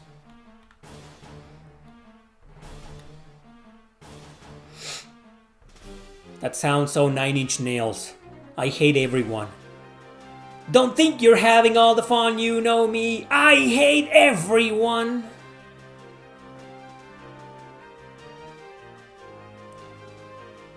Do you think 2025 will have a Chinese and Korean RPG boom? Probably. Sega is pulling all of their digital games from stores? I didn't know that. If they are, that's just, well, it's Sega. Are you surprised? Sega doing fucking stupid business decisions? Nothing's changed. People think that Sega got around what they did in the 90s with the Dreamcast, Sega Saturn, and how many fucking decisions they made that led to their console bankruptcy. No, Sega's still a company that makes stupid fucking decisions. Gris is Mexican, I have no idea. But I know the studio is woke, so I don't give a shit about them. You think Stellar Blade will be on sale on Black Friday? But yeah, but it's gonna be like $45. No, I'm not paying that. I'm paying $30. If it's 30, I'll get it, right? I seriously doubt it's gonna be 30. Have you finished all the Trail series? Every single one of them, my man. All of them. Big fan. Except Daybreak. Like, I don't give a shit about that. From Reverie and below. Not all Sega games, just the classic collections. Oh, okay. It's still a stupid fucking decision anyway. Why is my chat getting disconnected? Again and again and again. Is there something wrong with YouTube? Or, oh, they probably think they're fucking with me because they think I'm a Trump supporter or anything, Yeah, you keep doing that, YouTube. Do your worst. I know you fucking hate me and you're gonna do as much damage as you can before the new administration fucks all over you. You're gonna pay for your fucking crimes. 9 Years of Shadows is a game from Mexico. I've never heard of it. Which is better for you, Valkyria Chronicles 3 or 4? In some things 3 is better. In others 4 is better. Overall, I think 4 is the better game, but by a hair, you know. I think 4 has slightly better gameplay mechanics. Better graphics, you know. If someone forced you at gunpoint to play Time and Eternity or Mugen Souls, which of the two would you pick? Mugen Souls. Definitely. I don't think it's that abysmal. It's not that bad, you know. But then again, I only played Mugen Souls for like an hour. That's why I haven't ranked that game in my blog. Getting close to 500, just a few more. Where's our Valkyrie Profile 4 or Grandia 4? Well, ask your favorite company, Square Enix, since they own the rights to those names. There's a Sega Genesis collection for Xbox 360 and PS3. There's also on PS4 and Switch. 40 is where I will pay for Stellar Blade. I can't justify that, so I want 30. I want the game to be 30. I can't justify 40 bucks nowadays for Stellar Blade because nobody cares about the game anymore. Unfortunately. Like right now, I mean, I've said it many times before, many times. We are living in a generation of gaming where people care way too much about the next fucking new game. And whether they play it or not, like 2 months later, 1 month later, nobody gives shit about it anymore. No one talks about it, no one cares. And because they're already obsessed with the next new fucking game. Rinse and repeat. So Stellar Blade died like 6 months ago, man. It was released, controversial, blah, blah, blah. The world cared about it. Everybody was making content about it. A month later, nobody gave a shit about it anymore. Unfortunately. That's gamers and audiences nowadays. Do you think AAA games should be reduced back to $60 or $50? What about 30? They should be reduced to fucking 30, man. Dual Hearts, that's right, never came to Europe. This is the Alondra successor. That's right. Well, what's the next hot thing that I don't give a shit about? Nobody cares. And then there's others like East 10. Most people didn't give shit about East 10. Most people didn't give 2 fucks about it. I don't know why. Why? Why didn't you care for East 10? No, seriously, you know. I don't care that much about it because NIS America probably fucked over the localization, so maybe that's why. Veilguard will live on gamers forever. Like a stain in our souls. What do you think the English title of Kai no Kiseki will be? What? I don't know. What does Kai mean? Does anybody know what Kai means? Yes, Dual Hearts was a successor to Alondra. Mm-hmm. It's a good game though. I'll cover it.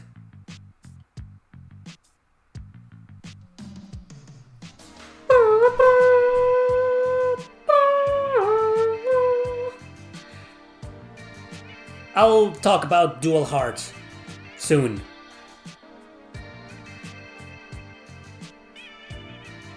I'll cover Dual Hearts very soon. Did you see the Mario and Luigi Brothers ship reviews, Erick? Looks like really me, to be honest, disappointing. Nope. Didn't see the reviews. I saw people saying that it has no woke bullshit and that pissed off the wokies, so I'm happy with that. But I haven't played it. Not really a fan of the series. 9 Years of Shadows is a Metroidvania. Man, I'm not gonna play it.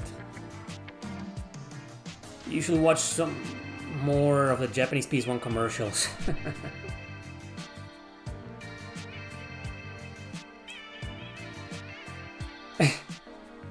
I made a video, a top... I don't remember if it was a top 20 or top 25 or whatever, you know, but I made a video on JRPG commercials that were like cringe, over the top cringe, some time ago. I think it was last year, like a year and a half ago. Oh, if IGN gave the Mario and Luigi game a 5 out of 10? That's great fucking news, man. Everybody at this point should know that when they trash something, that means it's fucking great. And that also means the game has no agendas or not enough agendas, you know? Great! That's great news. Thanks for letting me know. I'm buying the fucking game. Now I'm buying it.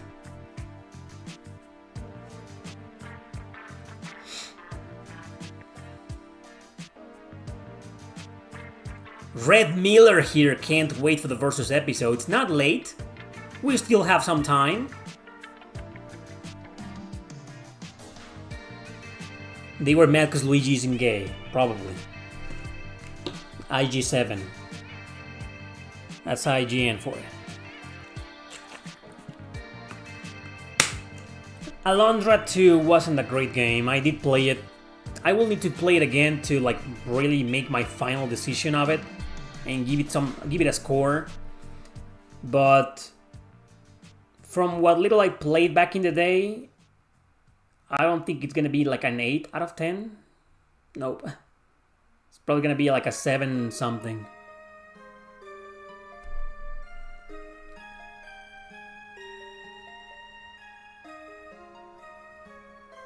Jesus fucking Christ. Yeah, but Alondra 1... I haven't ranked Alondra 1. I would like to play it again. And, speaking about Alondra, we're listening to some Alondra music.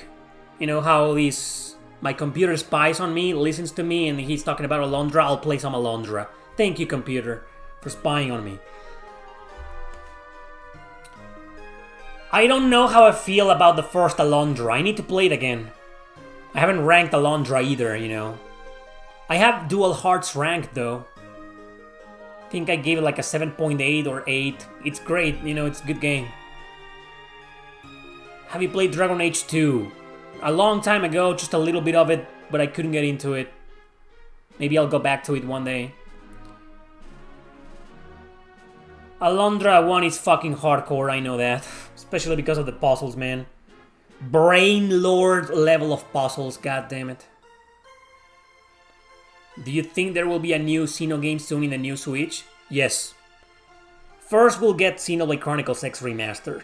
And then we'll get the new one, probably 2026. I don't think we'll get Xenoblade Chronicles 4 in like 2025, I don't think so. Most likely 2026. Next year is gonna be all about the remaster of X. Pretty sure.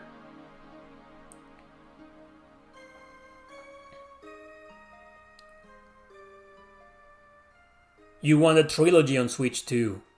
Maybe it can happen, you know, like in one release. That sounds like a good idea. Throw in Torna if you can. Fuck Torna. Have you guys played Brain Lord? Okay, I'll talk about it. I'll talk about it in a couple of days. I'll make a video and talk about Dual Hearts and Brain Lord. We're listening to some Atelier Iris 2 shit right here. Great.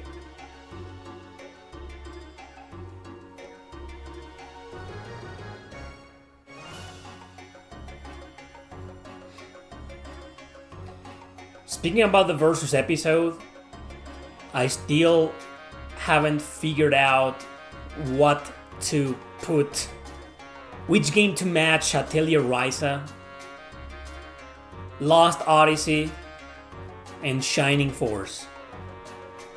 Like, I'm still stuck on those three.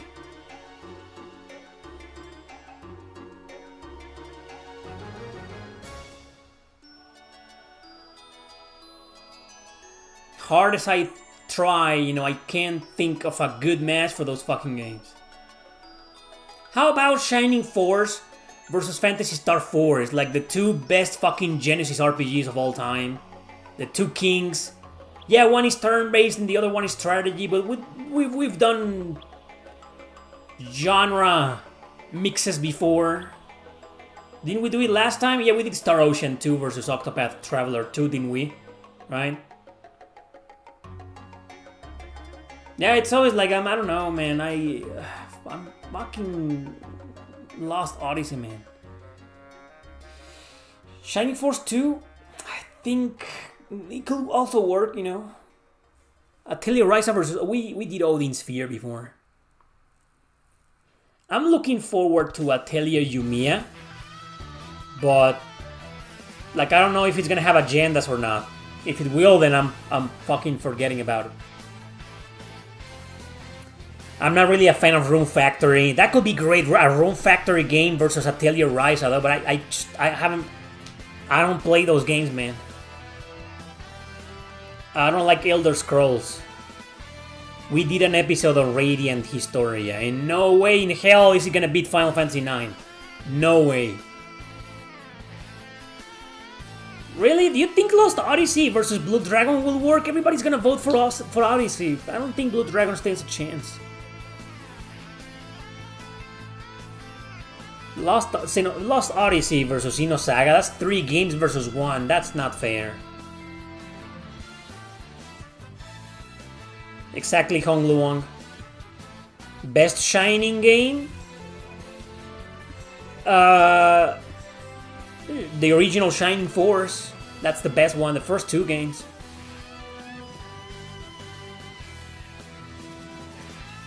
Well, Boof, I will argue that Nier is a bit better than Lost Odyssey. But okay, Lost Odyssey is the best one. I admit that.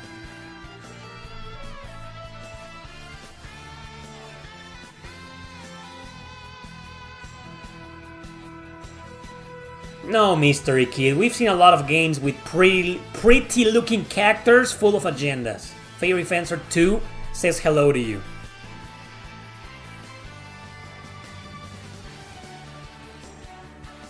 I only played World of Final Fantasy for like 1 hour and a half maybe, and no, didn't like it.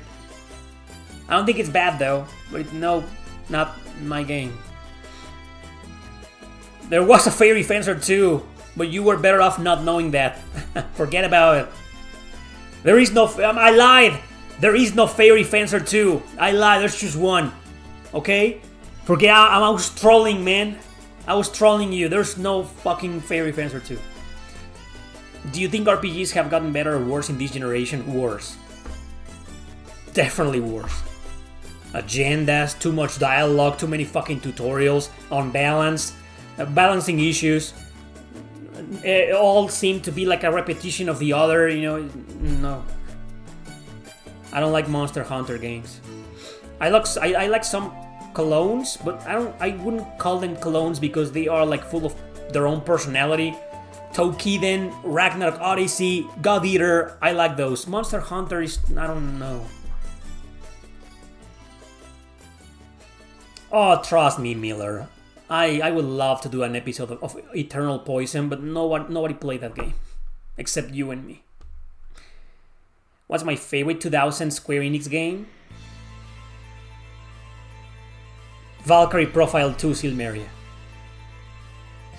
But that's not developed by them. That was just published by them. If you mean developed by Square Enix, Final Fantasy XII.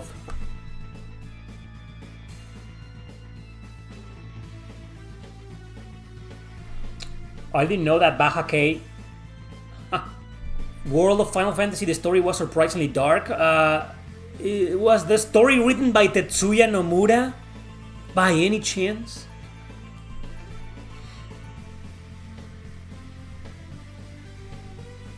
And even answering, going back to the best 2000 Square Enix game, even answering Final Fantasy XII is kind of wrong, because that was like half Yasumi Matsuno, half Square Enix.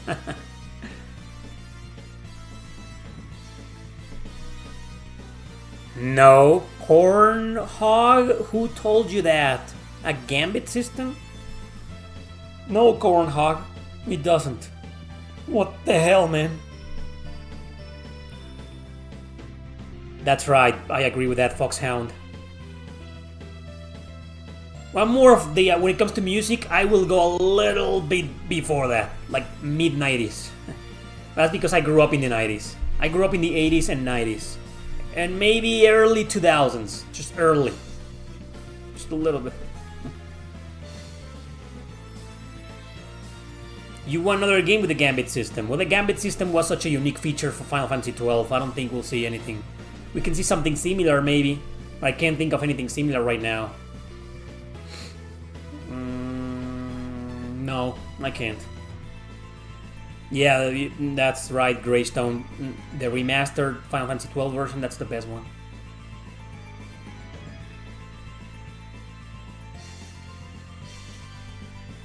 That's right. I listen to modern music all the time. I've been trying to do a stream just playing guitar. I'm gonna get like 1 million copyright claims, but I don't care. I want you guys to see me sucking at the guitar. Or playing everything on D standard. I play everything on D standard. I don't give a shit if the song is on E standard or on like drop D, drop C. No, I don't. I know that. I know how to play those tunes, you know, but I don't like them. I like my D standard. Thank you. Yeah, and I know nobody knows what the fuck I'm talking about. Fuck is it?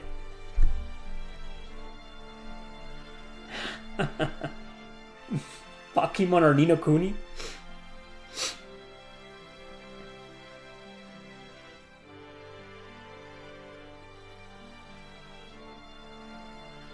How about Ni no Kuni versus Atelier Ryza? I don't know why. I just feel like it's not.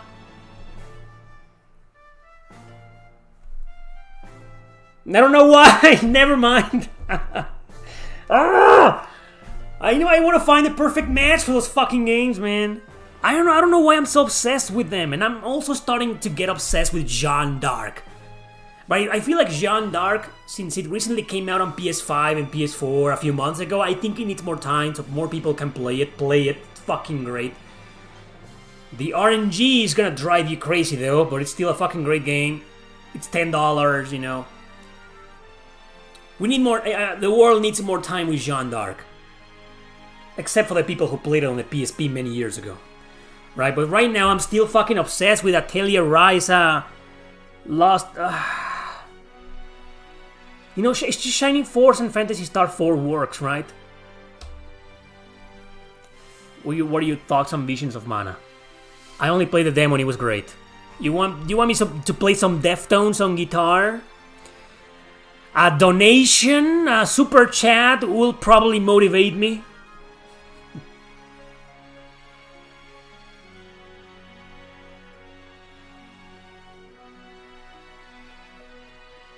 I also bought. I didn't pay $20 for my PSP Jeanne d'Arc version. I paid like $6 or no less than that, like $4 for it, brand new. No, used. It was used. I have my copy. $4, and you can't beat that. Well, nobody can beat this. I got Xenosaga 3 and Fire Emblem Path of Radiance for fucking free. I bought them in a bundle. A guy, I've told this story before. A guy sold me when I was a reseller a GameCube with a bunch of games, including Path of Radiance.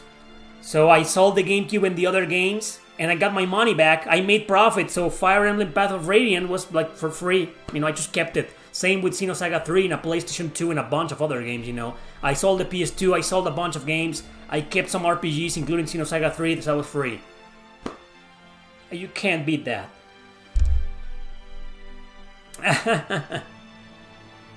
No, disaster! Buy the digital version! Like, I fucking hate Sony, like a lot of you, but if we buy these fucking games, they will keep porting more RPGs like Jeanne d'Arc, you know? Nobody played Artonellico, man, nobody. Legend of Dragoon, we already did an episode on Legend of Dragoon. How about Trials of Mana? I don't know, the remake, right? Atelier Ryza? I don't know Risk by Deftones. I know a crap ton of Deftones songs, but not Risk. The only song from Deftones I know on the guitar is Prince. And it's not gonna sound the same because the guitar on Prince is like in a really low tuning. You know when... Oh fuck. So JNS donated, so I'm gonna have to do that. And that was $5, man. Sorry, he's picking a bad path of Radiant, you know. Fine, I'll play some Deftones right now before the Versus episode. Okay, so Ryza versus Trials of Mana remix sounds fine. Here's the guitar. What do you want me to play, man? Name some of your favorite songs. I don't know all of them. I'm gonna have to turn this up a little.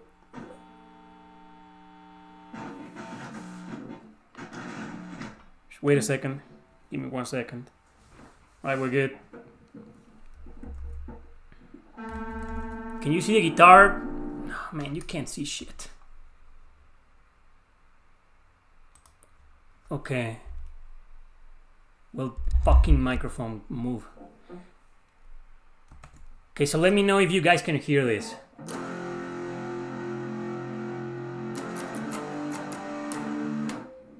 Can you hear that? I'm not sure if it's on the right tune though. You can hear this?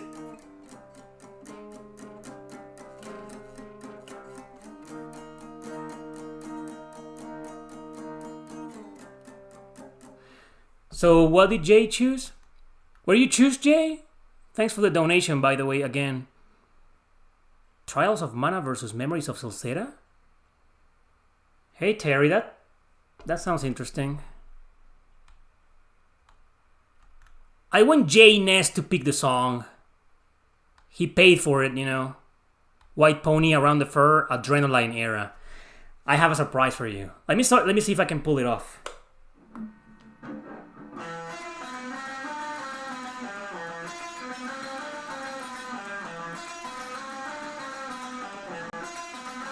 Ah.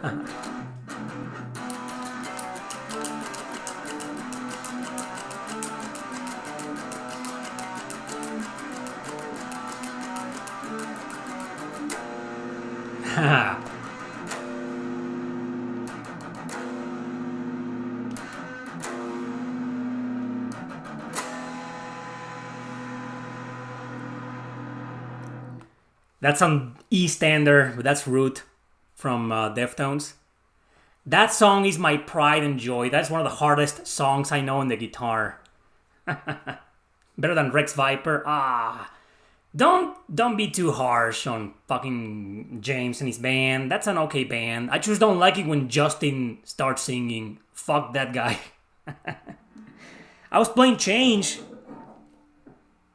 but maybe it's not that loud, you know, without the overdrive, you know. Can you hear it? Probably not. Thank you, Pringle.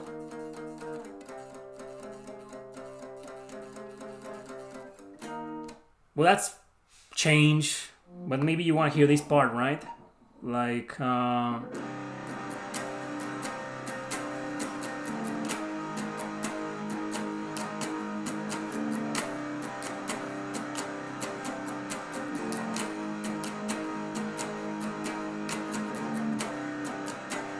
I've watched you change. Something like that.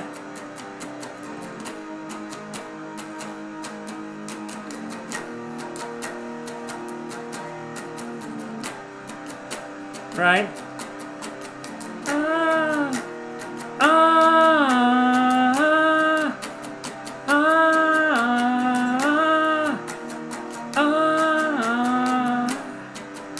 It's actually done like this, but I'm missing one string. You can't see it. It fucking broke a few weeks ago. I need to replace these strings.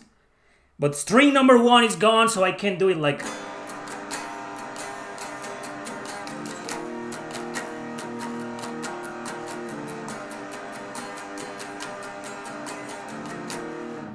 Pringle the One, thanks a bunch for the donation, man.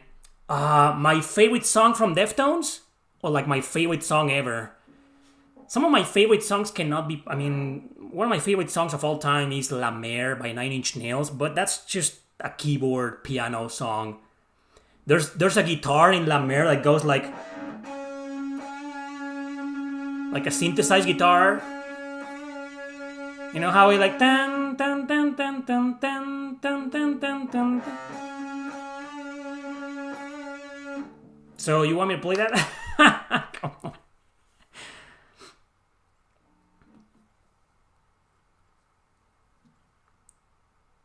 Killer Instinct theme? I don't know that. So yeah, I don't know many JRPG songs, you know. I was like, you know... Wait a second, no, that sounds... No, that doesn't sound very well.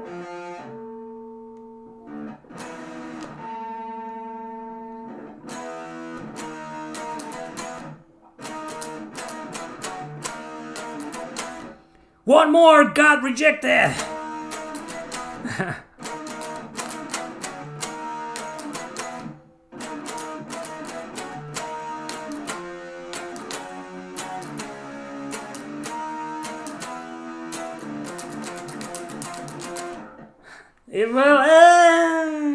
Let me just wait.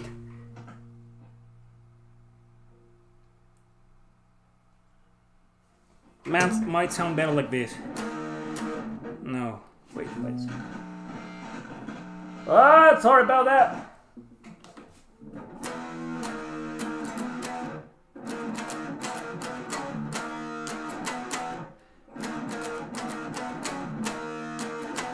Right?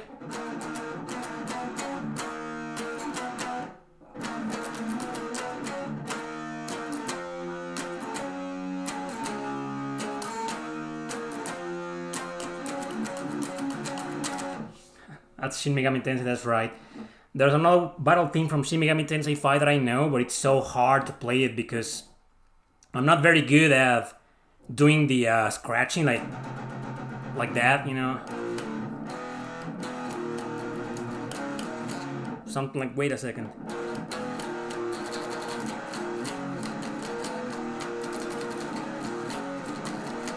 Sounds like shit, so no, never mind that. Just not very good at that. The you know, a few days ago I tried that again to do that, to pull that off, but I can't.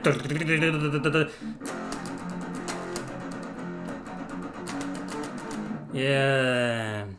Anyway, more Deftones. So what else is there from Deftones? Like,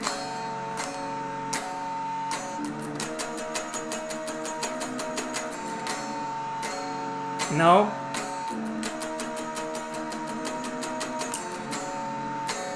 No one's gonna recognize this one. Such an obscure song. My Own Summer. I don't know My Own Summer. Believe it or not, I know it's Deftones' most popular song. I don't know it. I'm practicing this one.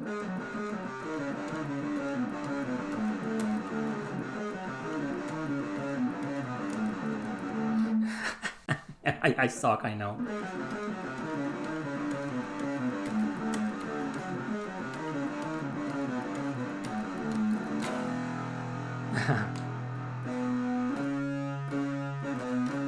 Anyway, no one's gonna ask for that. That's a new album. You don't know the song itself? No, I don't know how to play it. I know the song. I know My Own Summer. I just don't know how to play it, you know. But I know this one. Fuck.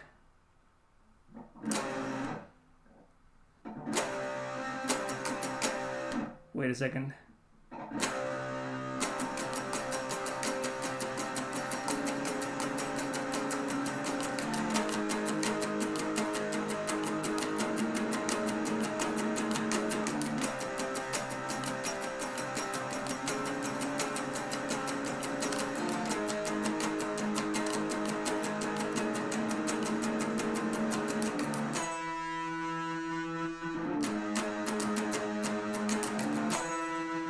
Yeah, no one's gonna recognize that, huh? You Deftones diehards, do you even recognize that song? Huh?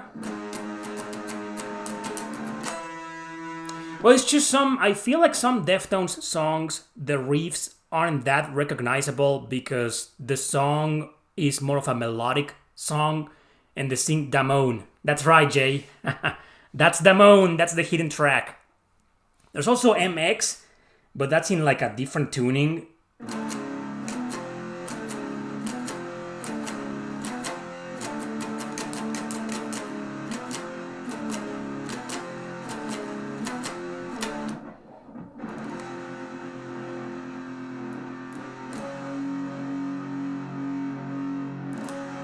That's a melodic song, right?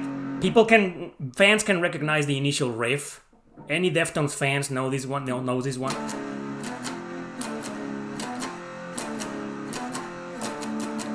But if I start playing like this,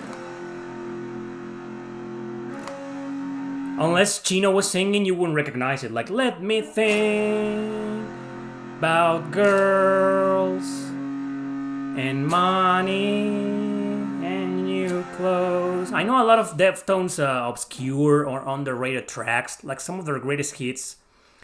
I know this one. It's a different tuning though. It's not gonna sound the same.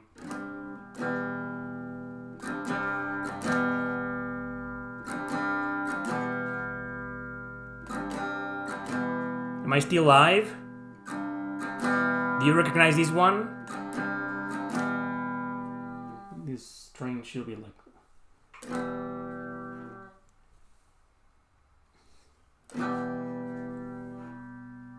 It was fine before, wasn't it?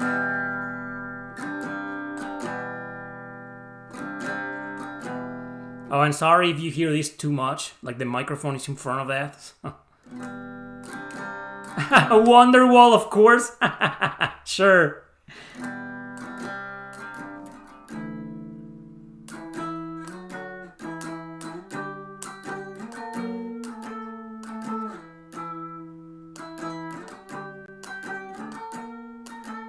I need to change the tuning of the guitar to make it sound like really accurate.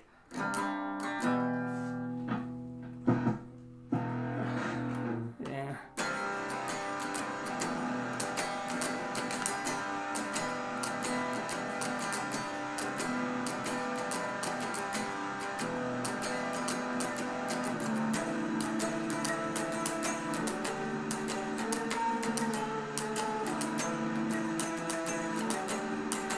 Feel like more.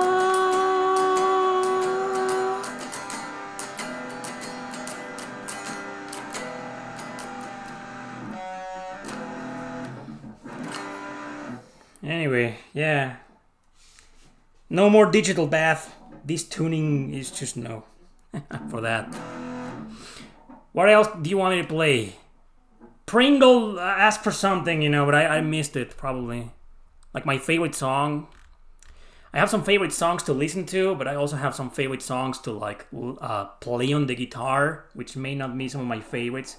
How about this one? Like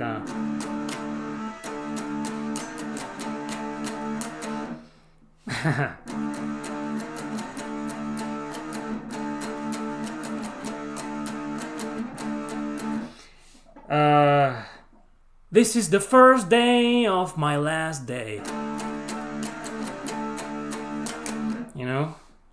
Come on.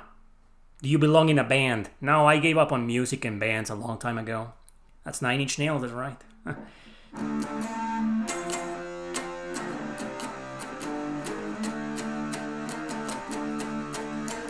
Wish there was something real in this world full of you. That's 9 Inch Nails. Do you know The Warning? The Warning? From 9 Inch Nails? Like the bass song? Like, what was it like?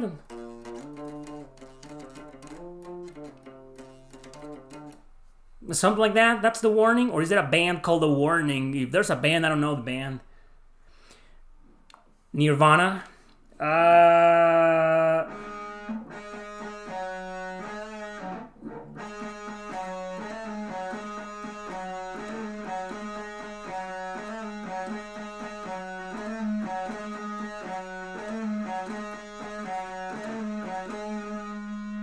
That.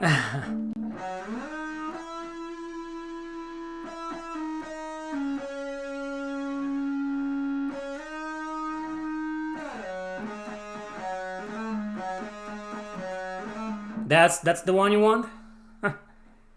Yeah, Nirvana.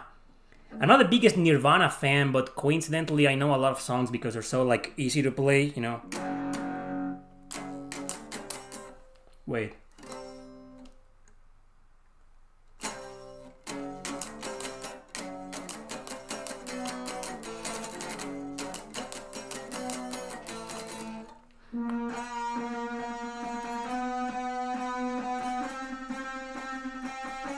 Hate this part.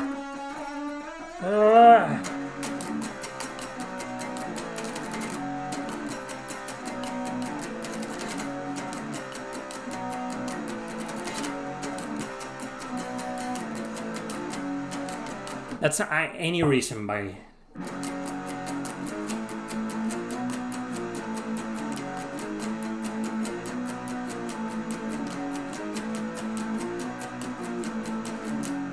Something's wrong.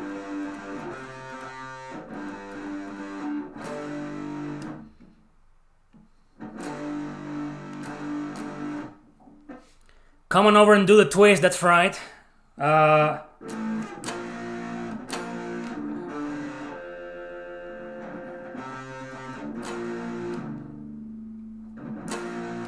Wait a second, Wow. This one's kind of slippery.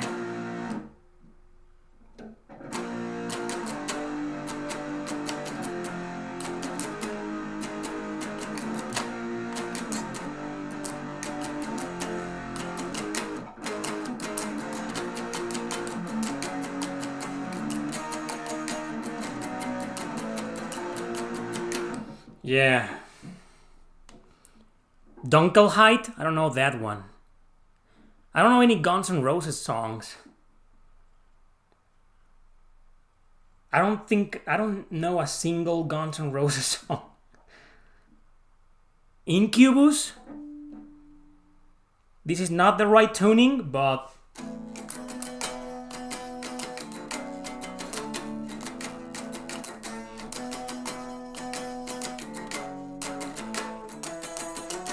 Yeah?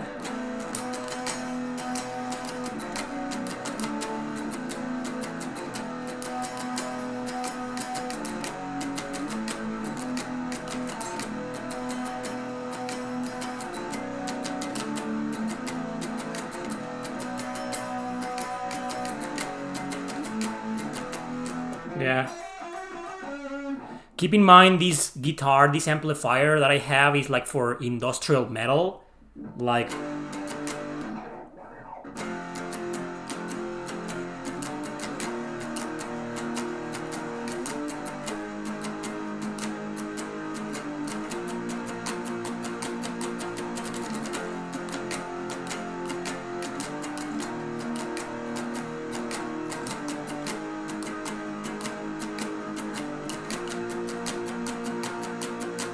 No, that's Fear Factory.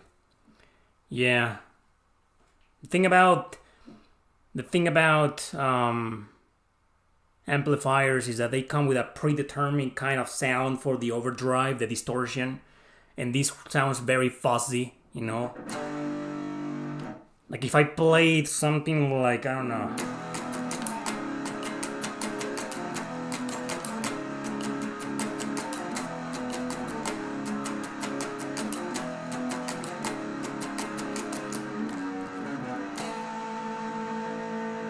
You know?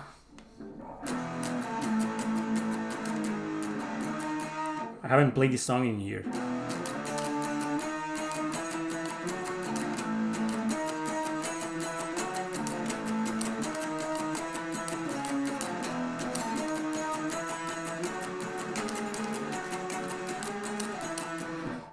Yeah, Foo Fighters. Exactly. That's Foo Fighters. I haven't played that song. I used to play the shit out of that song. Because that's the only Foo Fighters song I know. But it doesn't sound very well because, I mean, Foo Fighters they are an industrial metal, you know, so, yeah. I don't know Sweet Child of Mine.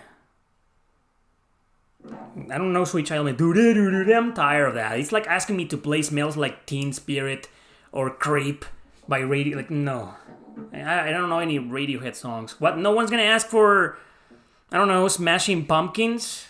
No? Nah.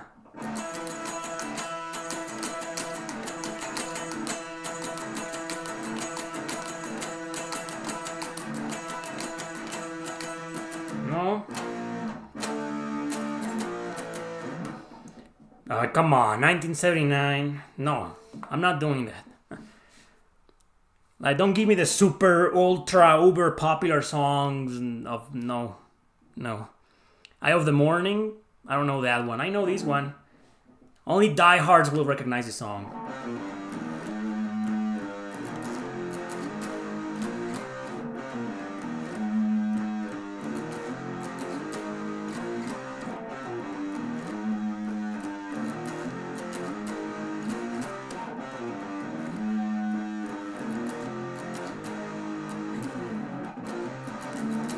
No one's gonna recognize that. Placebo? No, that's Smashing Pumpkins. Placebo? What do I know of Placebo like?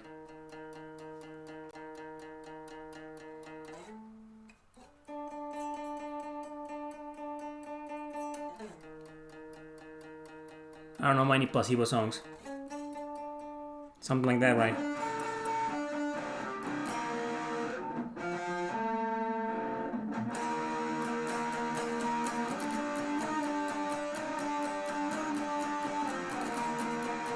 I know this one.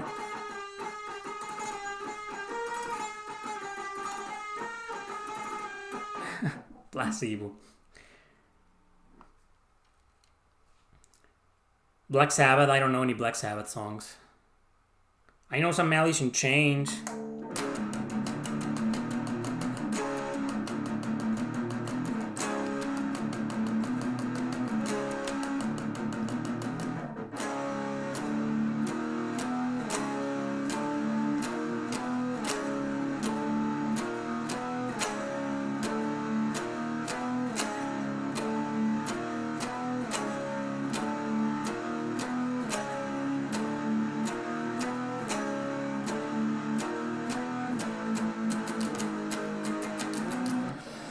Sigomi, Smashing Pumpkins, huh?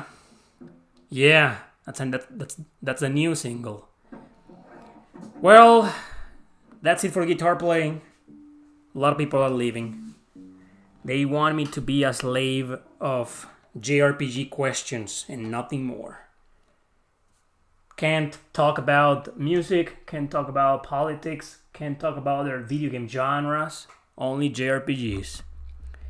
Fine. We're here. I'm here to answer your JRPG questions.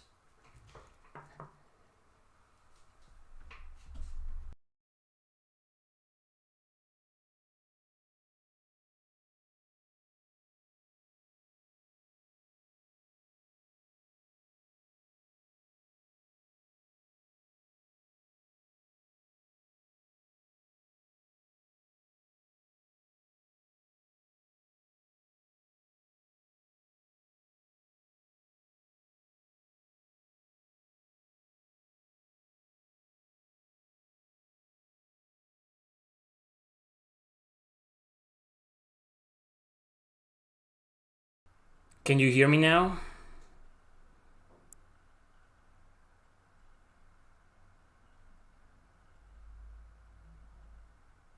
Well, there you go. Alright. So, yeah, sorry about the Versus episodes. People who made super chats wanted music, and they got it, you know? But yeah, we'll do a Versus episode next week. Don't worry, sorry about that. But I'll tell you, Ryza episode versus Trials of Mana remake. That sounds interesting. Or Memories of Sulcida, you know, that's an interesting proposition. So we'll do that, you know, next week. Because I gotta go now. No, thanks to you guys. Thanks for the super chat. And thank you for supporting these streams and this channel. And yours truly. Thanks a bunch for the donations. Really appreciate that. Keeping the channel alive and the streams alive. Thanks a bunch for that. So thank you everybody for stopping by and hanging out and asking your goddamn questions. That's it for today. I'll do another episode next week. Versus episode, I promise. Tales of Grace SF versus something. We've done a lot of versus episodes. It would be a great idea to make a Tales of Grace SF episode versus something once the remaster comes out. Thank you, Pringle the One. Thanks again. Take care, everybody. See you later. Have a great time.